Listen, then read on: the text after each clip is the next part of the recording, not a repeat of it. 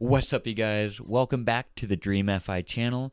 I wanted to make a video today of the top 4 unique side hustles that no one else is doing right now. There are way too many videos out on YouTube that talk about the top side hustles you could be doing in 2020.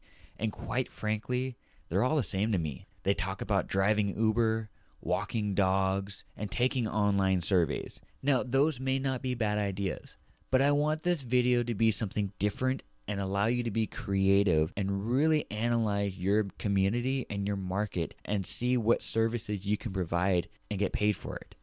Now, you're not going to be hearing these ideas from anywhere else because these are ideas that I personally started and created, and they actually made me some pretty good money on the side when I was younger. So if you're really trying to find a way to make an extra $100 or more a day, this is the video for you. Now, if you're new to the channel, don't forget to smash that like button, subscribe, and hit that notification bell. I plan on posting more of these financially related videos 1 to 3 times a week depending, and so I want you to be notified when they do post. The best thing you could be doing though is sharing this video with your friends. We want to help people out by putting their hard-earned money back in their pockets where they belong. We want to help people improve their future, improve their lives, and really let them have the freedom to do the things they really want to do that really matter to them so they can start living the dream. Now, I can't guarantee that these ideas are going to work. Every community is different. People have different needs out there, and there's a lot of different services that you can be doing. What I want you to take away from this video is to look at your community and see how you can serve it and be paid on the side for it. The first idea I really want to talk about is a real estate sign business. That's right, a real estate sign business. The essence of this business is that you're providing a real estate agent the service of putting up and removing those real estate signs that sit in front of houses that are for sale. Now, this may seem a bit odd, but there's actually quite a high demand for it. Think about it. Real estate agents dressed up business-like, they look sharp and professional. The last thing they want to do is to carry around a hammer, have a 4x4 post, walk around in the rain, and set up a sign in front of a house, hoping that the homeowners aren't watching them try to put the sign in, and probably embarrassing themselves trying to do that they don't want to do in the first place. What do real estate agents really want to do? They want to show houses. They want to network with people. They want to build relationships and help people find their house or to sell their house to the right buyer or seller. This is where your business comes in. They'll be more than happy to outsource this to you. All you have to do is on your way to work, you have a sign in your car, you're going to post that sign in front of that house, and you're going to walk away. And they're going to let you know when the house sells, and you're just going to remove it and take it home with you and collect the money. Now, obviously, there's a little more to this, but that's basically the main idea. The first thing you want to do, though, before you do anything else, is you want to have a good relationship with a real estate agent. If you've ever bought a home before, contact your agent. If you've got a friend that knows an agent, contact them. If you know someone who knows someone who's a real estate agent, get a hold of them. Find out someone that needs this service. Tell them that this is your business and this is what you want to do and that you can provide them with a ton of value. You can easily make a free website online. You can do strikingly.com or you can pay for one. I really like Squarespace. It's very aesthetically pleasing. Make a website, talk about your services, have some business cards ready through Vistaprint, hand them out like candy, and the thing you really need to do is to go find real estate agents and tell them what you do. You're going to find that one agent who is getting too busy, that has too many listings and too many buyers, and they really don't have the time to do this. They may not even have a vehicle that can fit the sign and a hammer in their car. And here's the best part for you. Now, you can find these signs online. They can be upwards to $80 to $100. But what you're going to do instead is go on YouTube, find a tutorial on how to make a wood 4x4 sign. You're going to run over to Home Depot, you're going to get the materials, you're going to rent the tools, and you're going to make 10 to 15 signs in about 2 hours in your garage, and you're going to be set. And if you don't believe that you're handy enough to even do that, you can probably go on Craigslist and find these signs that are used for super cheap. All you got to do is grab them, take them home, wash them, you can even repaint them, and you're ready to post them in front of someone's house. This keeps your overhead super low, and all you have to do is let your business do the talking. Now, if you charge $35 per 4x4 post for installation and removal, and you do 4 posts a week, that would mean you'd make $140 per week. If it takes you 30 minutes to install and 30 minutes to remove the post, that's $35 an hour. And if you do 4 posts a week for 1 month, you would make $560 a month. In 1 year, that is $6,720 in your pocket. And the best part is, this can easily work around your schedule. Go to a listing that's on your way to work or on your way back home. You can go to that listing. It may be another 30 minutes to do all of this, but it's going to be well worth it. Another way you can make this a really passive income is that you can create a website. They can order online. You get an email notification of who the agent is. They're already going to pay online. They're going to tell you where the address is, and you're going to confirm with them of when you're going to install and how long it's going to be there. They may even send you a PDF or a Word doc of the papers they want to have in that little basket that you can buy on Amazon for super cheap.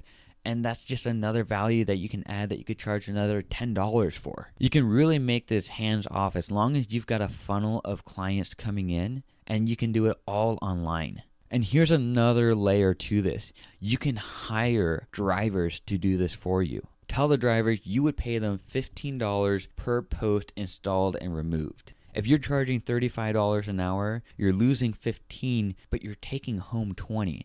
They're going to have the incentive to put more posts out there because this basically turns into a commission job for them.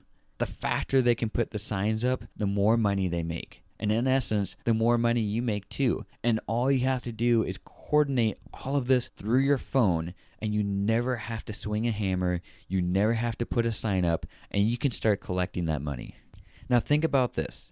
If they make $15 per sign, that means you're going to be collecting $20 per sign that's posted. Now imagine that you have 5 drivers. That is $200 a day. And the only thing you had to do was have the post and coordinate everything through your phone.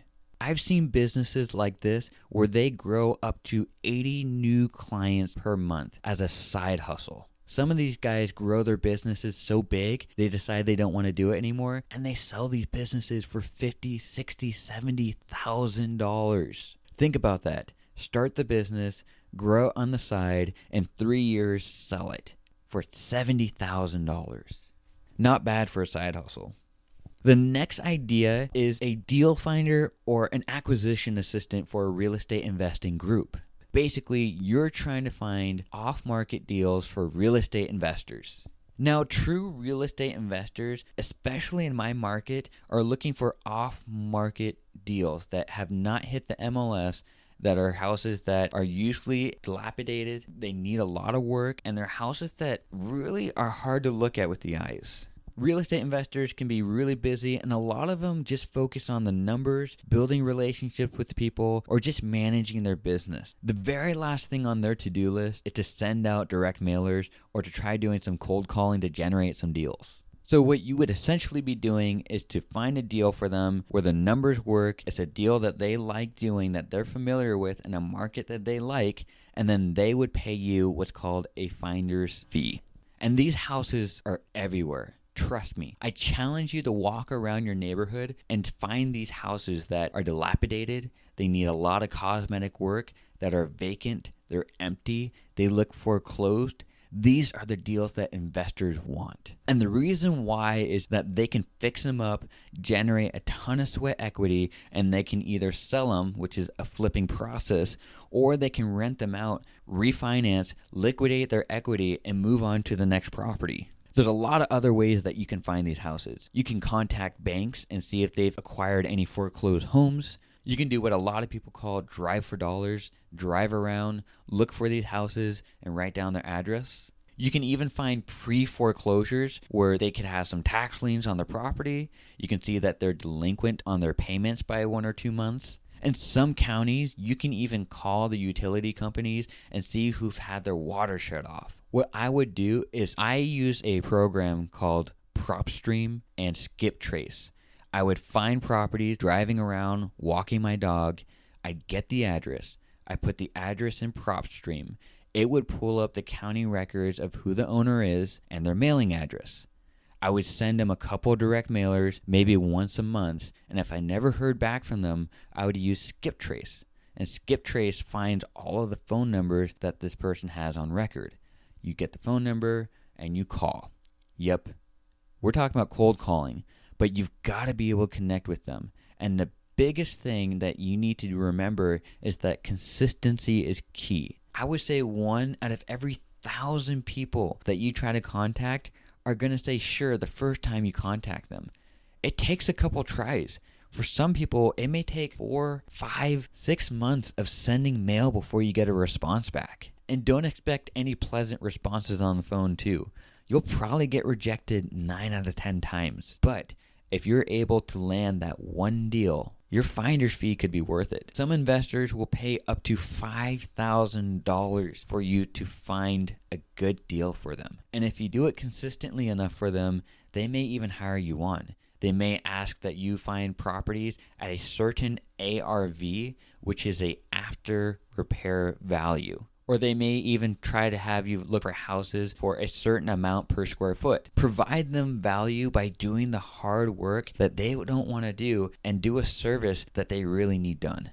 You need to know your real estate laws in your state. In my state, the Communist Party of Oregon, they have very, very strict rules on what you can and cannot do depending if you have a real estate license or not. And we can spend a whole nother video diving into this, but I want to be clear and specific to know your real estate laws in your state. You're essentially generating leads for real estate investors. Your first step in doing this is know investors. Have about 3 in your back pocket that are ready to write a check on any good deal. You need to be able to have internet access if you need to go onto the county website and pull up names, if you need to see if there's any liens on the houses, see where the title's at. Having a phone, having a vehicle, being able to print letters and being able to mail them out too is a really good idea. Find them, contact them, find out what they're really looking for. This one's a lot harder to land a deal, but once you do, it pays off really, really well. The next idea I want to talk about is almost the same as the previous idea, and that's what I'm talking about. You can implement these ideas and strategies and use them in different areas, different markets, different people, and it can still work. This idea is what I consider, or what I like to call, a real estate agent referral business. Here, you apply the same strategy that I talked about as an acquisition assistant or deal finder and implement it into this market of real estate seller agents. Sellers agents use data to find out which homes are most likely to sell in certain neighborhoods. Things that will indicate that homeowners are likely to sell can vary from how long they've owned a house, how new the house is, the age of the people that are in there, if they've owned houses before or if they're a first-time homeowner, and how many houses have sold in their area. Their age, how many kids they have. There's a lot of different factors that play into this, and sellers agents use all of these to indicate who's likely to sell. When I started the side hustle, I worked with a real estate agent who actually helped me find my first house. He gave me a very targeted and specific demographic. He was looking for first-time homeowners who bought their house between 2014 and 2019. Their houses had to be built after 2010. They were in specific neighborhoods and specific towns, and they had to have appreciated at least $70,000 from the time they bought it to how much it is now. Obviously, they had to have had homes in their area that have recently sold. So one of the driving factors into these demographics is that the average homeowner stays in their house for around 7 years, which would qualify from 2014. If these homeowners have seen their neighbors list their house and sell pretty quickly, they're going to be more motivated to sell because they know they're not going to be waiting very long. They're going to walk on over, ask the neighbor who was their agent, and they're probably going to use them too. First-time homeowners are more than likely to sell too because they want to move up to the next best thing. If they're a young couple, they're starting in their first home, and more than likely, they see it as a temporary place anyways. So if you show them how much equity they have in their house, which $70,000 is a lot of money, there's a very high probability that they're going to want to sell their house. Now, my strategy was almost the same thing as when I was an acquisition assistant or deal finder. I was finding these deals for my real estate agent by driving around, looking for houses that looked really nice and trying to find these houses that were for sale. And the best part was I could hop on Zillow and it showed me all of these houses that were for sale and that have recently sold. I could even click on houses and see how much they sold last time. And although a lot of people don't like Zestimate, I used it as a rough average to find out how much their home has increased in value and how much equity they had sitting there. I find out which houses met his requirements. I find out their name, their mailing address in case that they actually didn't live there. It was a house they were renting out. And I'd send them a letter. I'd use Skip Trace, try to get a hold of them, and basically let them know, hey, this guy, my real estate agent, his name blank, has helped a lot of people sell their houses lately, and he wants to show you an opportunity of you being able to cash out on your equity and move on to investments, your next new home, whatever it is they wanted to do with their money. And once that worked out, he'd pay me for doing the service, and it was pretty good money. My overhead was super low. I was only paying a few dollars in letters, a few dollars in envelopes, a few dollars in stamps, and a few dollars for the software, and I was making 10, 20% returns. If you're going to be sending out mailers, it's probably a good idea to check your soliciting laws too. The last side hustle I want to talk about is a moving storage business. Now, if you're like me and you live near a college, this is the perfect target audience for this business. If you've got some spare room in your house and you've got a truck or a big vehicle, you could operate a personalized storage and moving business. Now, if you've ever been in college before, the worst part about finals week, besides trying to study for your exams, is trying to figure out what the heck you're going to do with your stuff in your apartment that you're only leasing for that time. I remember driving down the block back to my apartment when I was in college and just seeing couches and sofas and TVs and clothes just littered on the street because these guys didn't even bother to post this stuff on Craigslist or to send it to Goodwill because they were so busy studying, hopefully, that they just didn't want to deal with it and they just toss it. So what you can do is advertise that you can move and store their stuff over the summer, and when they come back, you can deliver it back to their new place. It's short-term storage, and that way they don't have to pay a huge security deposit, sign a 1-year lease with a storage unit in the town, and if you have spare room that you're not using in your house, why not make money off of it? You can show up, charge a moving fee, get everything loaded in your car. You can even bring a couple friends if they really want to help you, and take it back to your place. Make sure that you keep it separated from anyone else's stuff. Hold it for the summer, generate that passive income, and when they come back, they'll contact you and you just deliver it back. The only issue I can say is that if you don't have spare space, you can run into a problem. And then you'd basically turn the business into a moving business. If you put 4 to 5 people's stuff into one unit and make sure that it's categorized and organized where you're not getting people's stuff mixed up, you can pay for the overhead of renting out a storage unit. And then whatever you cash flow, you keep in your pocket. You're obviously going to be seasonal in this position because students are going to be moving in the fall and in the summer. People are moving all the time, especially in the spring when real estate gets really hot. And if you've already got networks and connections with real estate agents because you're working as a referral for them, that's another stream of income that you've got. The things you're going to need to make sure this business is functional is you need to have a truck or a large vehicle or a really nice friend that does. You've got to be able to advertise on campus, set up flyers, advertise on social media, take advantage of timing, knowing when finals are going to be, and making sure you have the storage or the capital to pay for the storage. Those are my 4 unique, different side hustles that you really don't see other people doing that I want you to either try or to use to implement your own idea. With that being said, you guys, thank you for watching. I really do appreciate it. Don't forget to smash that like button. If you really enjoyed this video, please let me know in the comments below. And don't forget to hit that notification bell to be notified whenever I post a new video. Don't forget to check out my website. Link is in the description below. And don't forget to follow me on Instagram and Twitter at LiveTheDreamFI. Let's try to share this information to everyone. Let's make a better world through financial independence and help people live the dream. Thanks again for watching, you guys. And until next time.